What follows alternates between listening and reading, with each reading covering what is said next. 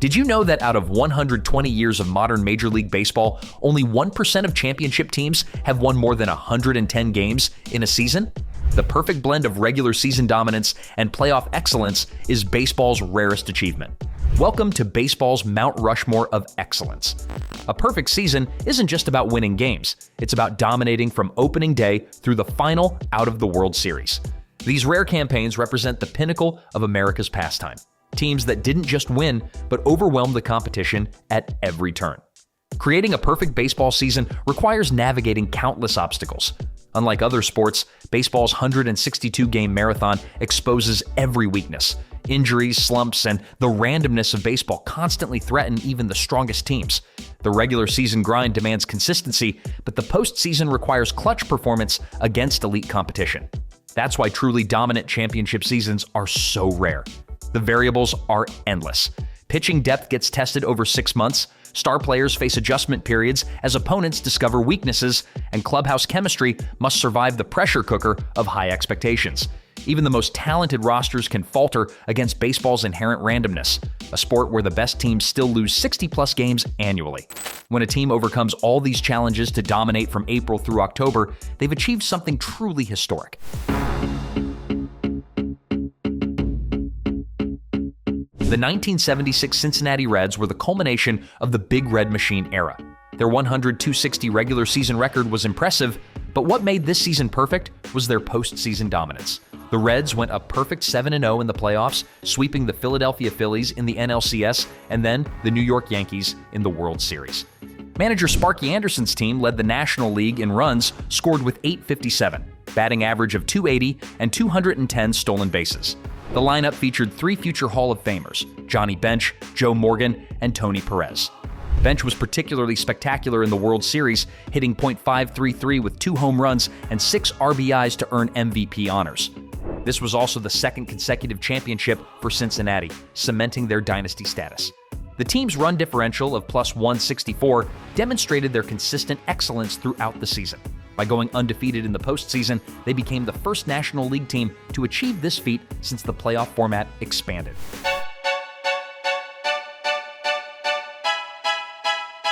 The 1961 Yankees combined historic power with exceptional pitching.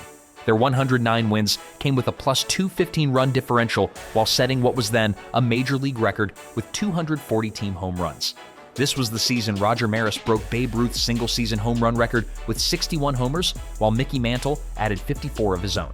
The Yankees' pitching staff was led by Whitey Ford, who went 25-4 with a 3.21 ERA and won the Cy Young Award. The team featured 7 American League All-Stars and completed their dominant run by defeating the Cincinnati Reds in 5 games in the World Series. Ford was named World Series MVP after throwing 14 scoreless innings. What made this team special was their consistency. They never lost more than 3 games in a row all season. They also outscored opponents by an average of 1.33 runs per game, demonstrating their balanced attack. Manager Ralph Houck's first season at the helm resulted in the franchise's 19th World Championship.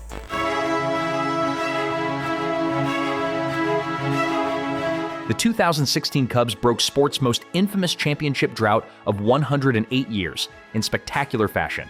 Their 103 regular season wins represented the most by a Cubs team since 1910, and their +252 run differential led Major League Baseball. Manager Joe Maddon's team featured a perfect blend of young talent and veteran leadership. Chris Bryant won the National League MVP with 39 home runs, 102 runs batted in, and a .292 batting average while showing defensive versatility. First baseman Anthony Rizzo added 32 home runs and 109 RBIs. On the pitching side, Kyle Hendricks led the majors with a 2.13 ERA, while John Lester posted 19 wins and Jake Arrieta with 18. The Cubs' path to breaking the curse showcased their resilience. After defeating the Giants 3-1 in the NLDS, they overcame the Dodgers 4-2 in the NLCS. In the World Series against Cleveland, they rallied from a 3-1 deficit to force Game 7. That decisive game featured the Cubs taking an early lead, Cleveland tying it with a home run off Aroldis Chapman, and then a crucial 17-minute rain delay before the 10th inning. The Cubs scored 2 runs in the 10th and held on for an 8-7 victory that ended generations of disappointment. Their ability to overcome adversity made this perfect season even more meaningful.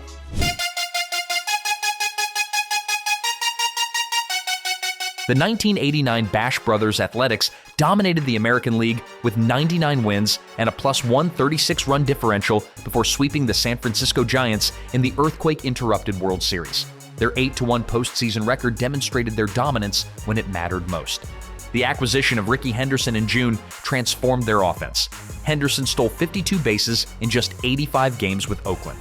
Mark McGwire posted 33 home runs and 95 RBIs, while Jose Canseco hit 17 home runs and 57 RBIs in an injury-shortened season, which provided the power, while the pitching staff was anchored by Dave Stewart's 21-9 record, 3.32 ERA, and Mike Moore's 19-11 record with a 2.61 ERA. Dennis Eckersley revolutionized the closer role with 33 saves and a 1.56 ERA. Manager Tony La Russa's team was equally dominant on offense and defense, finishing in the top 5 in baseball in both runs scored and fewest runs allowed. The World Series was delayed by the Loma Prieta earthquake, but Oakland maintained focus to complete the sweep. This marked Oakland's 4th World Series title and was the centerpiece of their 3 consecutive AL pennants from 1988 to 1990.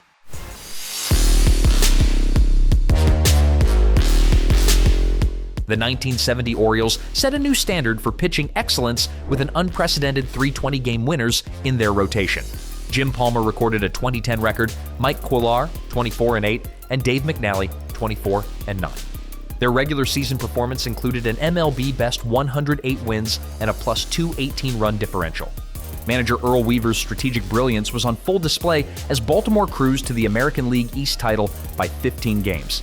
The Oriole way emphasized fundamentals, defense, and pitching. Brooks Robinson posted a .276 average, 18 home runs, 94 RBIs, and Frank Robinson a .306 average, 25 home runs, 78 RBIs, led a balanced offensive attack. The Orioles swept the Minnesota Twins in the American League Championship Series before defeating the Cincinnati Reds in 5 games in the World Series. Brooks Robinson delivered one of the greatest defensive performances in World Series history at third base, adding a .429 batting average with 2 home runs to earn MVP honors. The team's regular season winning percentage of .667 remains one of the highest in modern baseball history.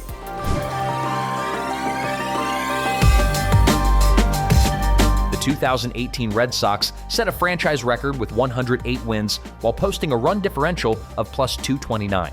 Manager Alex Cora's team was remarkably consistent, never losing more than 3 games in a row throughout the entire season. AL MVP Mookie Betts led the majors with a .346 batting average while adding 32 home runs, 30 stolen bases, and Gold Glove defense. J.D. Martinez, a .330 average, 43 home runs, 130 RBIs, provided additional offensive firepower, while Chris Sale posted a 12-4 record with a 2.11 ERA anchored the rotation, while closer Craig Kimbrell saved 42 games with a 2.74 ERA. The Red Sox's postseason path was particularly impressive. They defeated the 100-win Yankees in the divisional series, then took down the 103-win defending champion Houston Astros in the ALCS before beating the Dodgers in the World Series. Their 11-3 postseason record included a remarkable 7-1 mark on the road. Boston outscored playoff opponents 84-53, demonstrating their dominance against elite competition.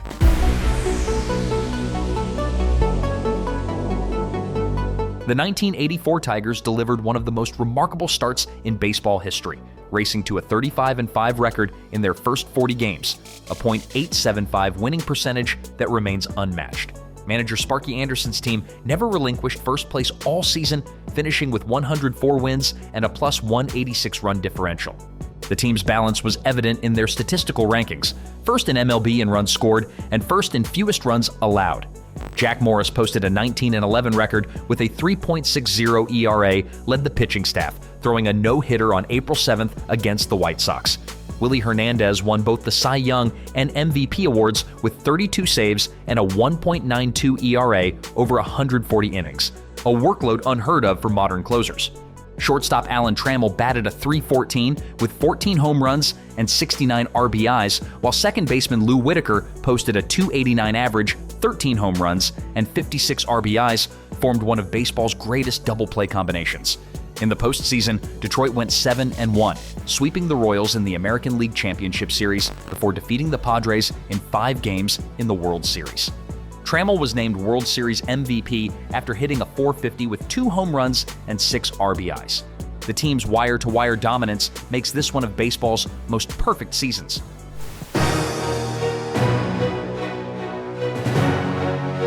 The 1975 Big Red Machine established their legacy with 108 regular season wins and a plus 254 run differential. Manager Sparky Anderson's lineup featured 3 future Hall of Famers and won the NL West by 20 games. Joe Morgan won the National League MVP with a remarkable combination of power and speed. 17 home runs, 94 RBIs, 67 stolen bases, and a .327 batting average. Pete Rose posted a .317 average, 210 hits, Johnny Bench with 28 home runs and 110 RBIs, and Tony Perez with 20 home runs and 109 RBIs formed the core of an offense that was in the top 3 of the league in runs, hits, batting average, and stolen bases. The Reds swept the Pirates in the National League Championship Series before facing the Boston Red Sox in what many consider the greatest World Series ever played. The series featured 5 one-run games, including the iconic Game 6 where Carlton Fisk hit his famous home run. The Reds ultimately prevailed in Game 7, with Morgan delivering the series-winning RBI single. The team's combination of regular season dominance and playoff resilience exemplified baseball excellence.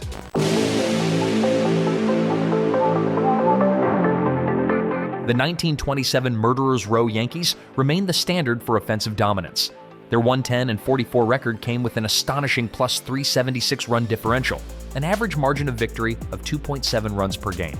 They outscored opponents 975 to 599 and led the American League in runs scored. Babe Ruth's 60 home runs set a record that would stand for 34 years. Lou Gehrig added 47 home runs and 173 RBIs while batting .373. 5 of the team's 8 regular position players hit over 300.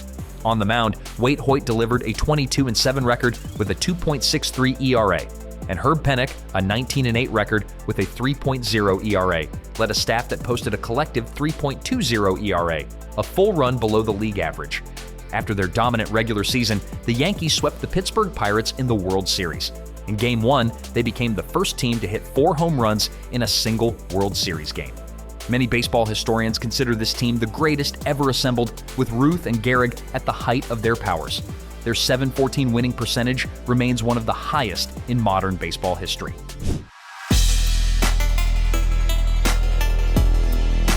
The 1998 Yankees represent baseball's most complete team and most perfect season. Their 114 regular season wins set an American League record at the time. With a plus 309 run differential, they outscored opponents by nearly 2 runs per game and swept the Padres in the World Series to complete an 11-2 postseason run.